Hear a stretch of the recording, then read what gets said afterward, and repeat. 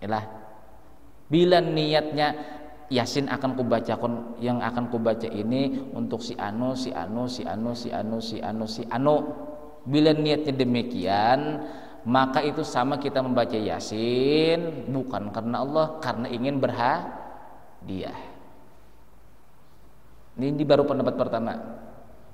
Tapi apabila kita niatnya membaca Yasin adalah baca ini, aku bertawasul. Nah, tawasul maksudnya nih bukan berhadiah. Kita makanya di sana kan Al-Fatihah.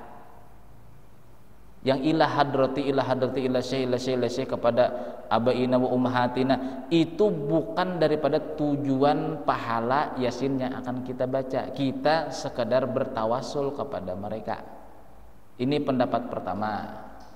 Pendapat yang kedua lah, sah-sah saja dan dapat pahala orang yang meniatkan sebelum membaca Quran lalu diniatkannya untuk si anu, untuk si anu, untuk si anu, karena itu kebaikan akhirat tujuannya.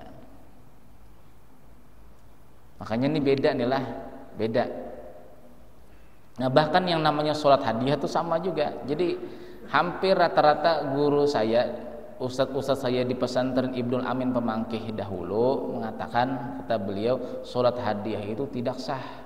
Nah, kata kita, sedangkan di buku ada, di kitab ada.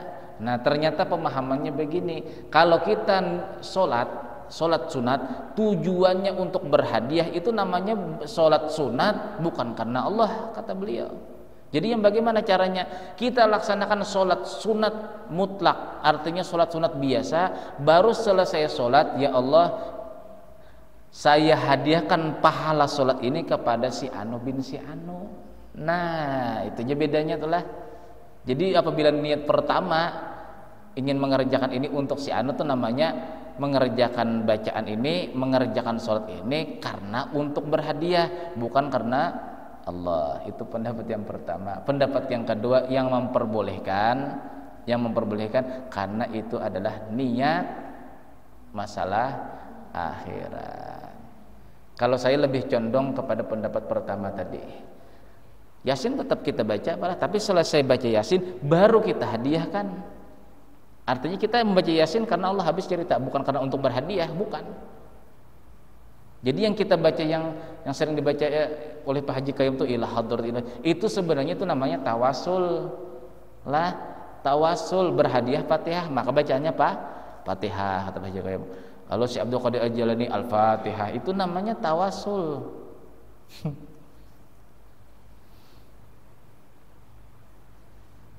Ini beliau mengatakan di sini lah cara berhadiah nih lah. Itu bagi pribadi saya nih lah, terserah sampai mau pendapat yang pertama atau pendapat yang kedua. Namun saya tetap mengikuti apa guru saya di pesantren, tetap baca Yasin. Cuma selesai baca Yasin baru kita niatkan hadiah. Nah, supaya apa? Supaya kita baca Yasin ini karena Allah, bukan membaca Yasin ini karena ingin berhadiah. Masih ada sangkut pautnya kita karena makhluk. Paham? Itu bagi pribadi saya adalah terserah sampean mau ikut ikut yang pendapat yang kedua atau pendapat yang pertama, silakan. Saya lebih condong pendapat yang pertama tadi. Jadi adapun yang ilah hadrat itu namanya tawasul aja. Saya niatkan tawasul, berhadiah kepada wali-wali, berhadiah kepada kedua orang tua. Itu kan wa ila abaina wa ummahatina, kepada bapak-bapak kami yang di atas, wa ummahatina, ibu-ibu kami yang di atas, artinya nenek-nenek moyang kita. Al-Fatihah. Nah, kita berhadiah Fatihah dulu. Bukan ke sana tujuan Yasin kita lah. Bukan ke sana tujuan Yasin kita. Jangan salah memaham. Ini pendapat apa? Pendapat ulama-ulama salaf dahulu di dalam kitab I'anatul Thalibin juz yang kedua. Allahumma ausil sauma qara'na lipulan. Ya Allah, sampaikanlah pahala bacaan yang telah kami baca. Yang telah kami, ini qara'na, ini fi'il madhi, artinya telah kami baca. Kita inilah belum membaca sudah minta tuntutan kepada Allah, itu yang kurang adabnya adalah, ya Allah, saya hadiahkan nanti bacaan Yasin yang akan saya baca ini kepada si Anu bin si Anu bin si Anu bin si Anu. belum baca Yasin lagi sudah minta pahala. Nah itu kalau segi akhlak di dalam akhlak ulama salaf dahulu, tetap aja membaca Yasin, tetap aja. Coba yang penting berhadiahnya setelah membaca Yasin. Jadi adapun yang nama yang dikasihkan oleh orang-orang tuh, nah ini nantilah kirimkan hadiahnya kepada itu, kita niatkan berhadiah apa? Membacakan, mengirim hadiah pahala Fatihah aja dulu.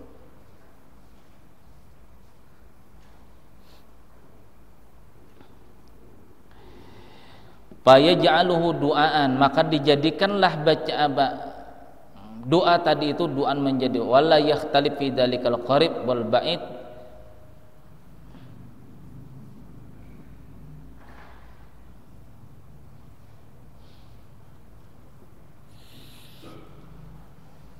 Wala yakhtalifu, dan tidak ada perbedaan fi dzalikal qarib wal ba'id, yang dihadiahi pahala-pahala Quran tadi atau Fatihah tadi atau Yasin tadi, fi dzalikal qarib orangnya dekat, wal ba'id dan jauh. Wa yambagil jasmu binab'i hada, maka pantaslah bertetap dengan manfaat ini, li'annahu idana fa'adu'a wa jaza bima laysa lidda'i, pali anna yajuzu bima lahu aula wa hadza la yukhtasu bil qiraati. Masalah perkara berhadiah ini tidak terkhusus saja kepada bacaan Al-Qur'an, bal yajri fi sairil a'mali, bahkan berlaku pula pada seluruh amal-amal yang lain.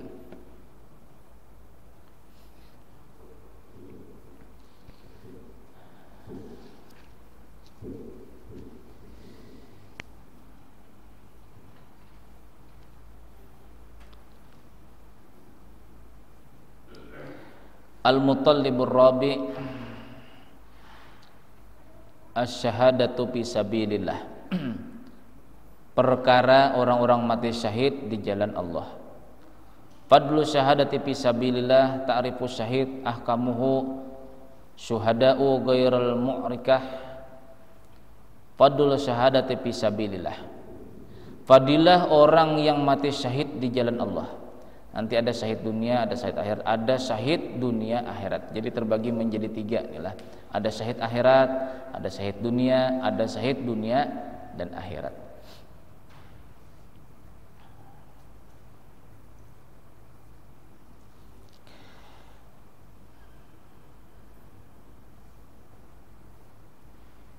Ta'rifus syahid, pengertian daripada orang yang mati syahid. Sumia syahidu syahidan, dinamai orang yang mati syahid itu syahidan adalah orang yang syahid, li'annahu masyhudun lahu bil jannah, karena orang yang mati syahid itu sudah diperlihatkan dengan surga. Orang-orang mati syahid tuh mati hari Jumat itulah. Nah, pada waktu dia syahid di hari Jumat itu dia diperlihatkan surga sudah.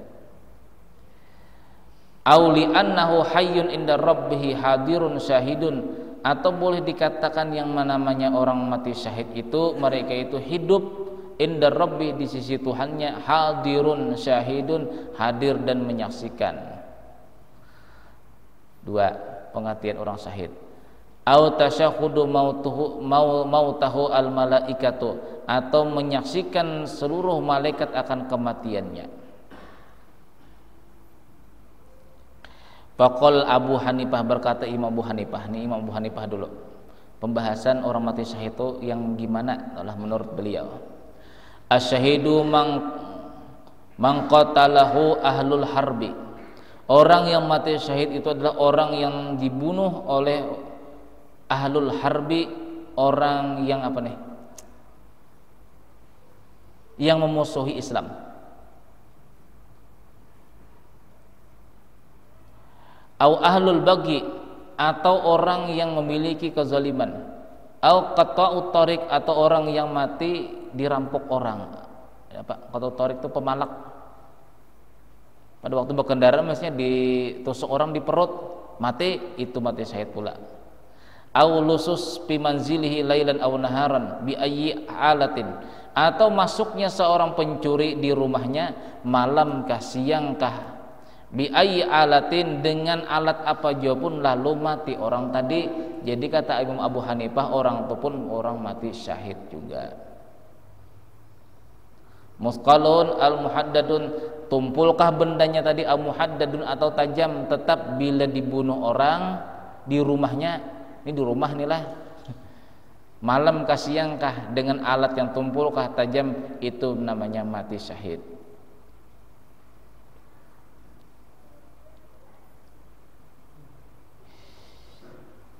Awujida fi makarati wa bihi asarun kajrahin wa kasrin wa kharaqin wa khurujid damin min uzunin aw ainin.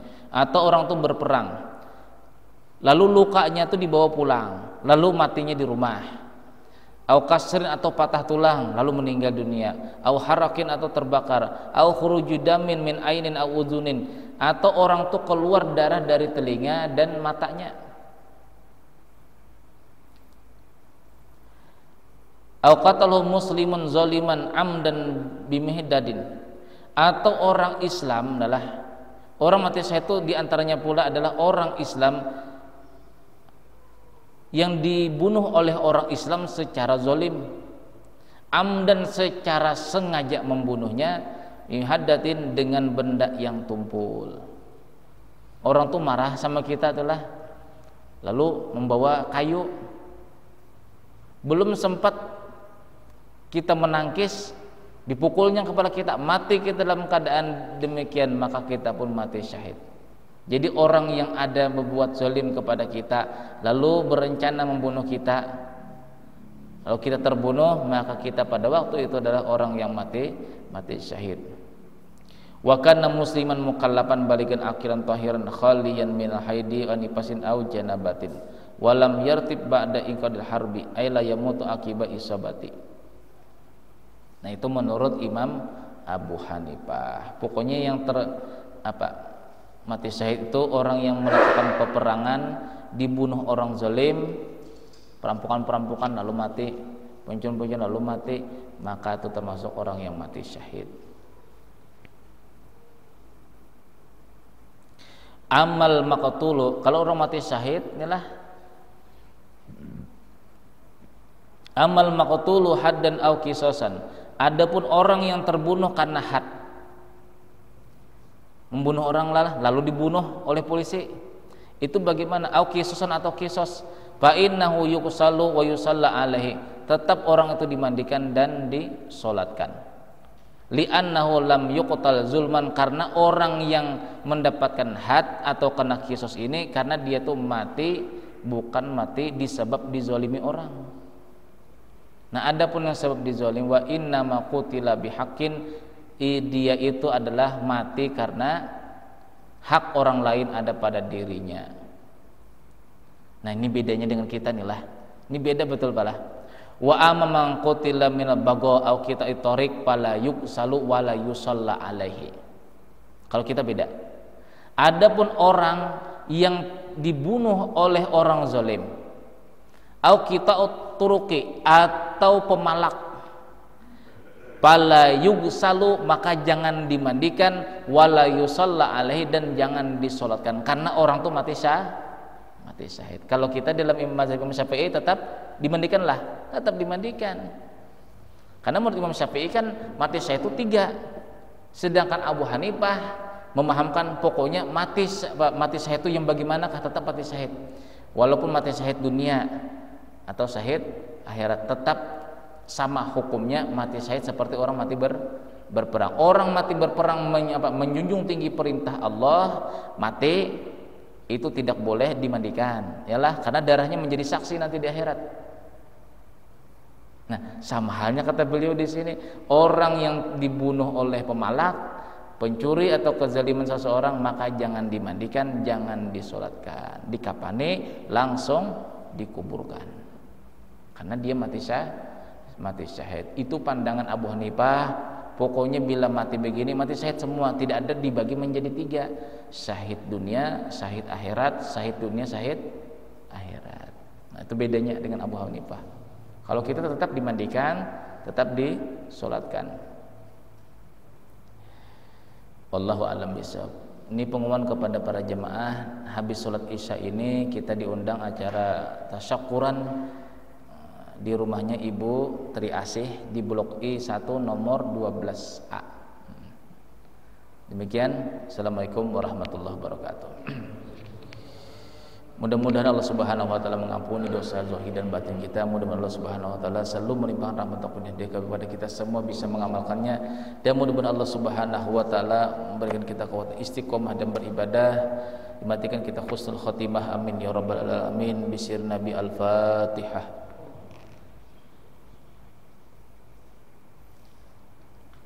Alhamdulillahirabbil alamin arrahmanir rahim.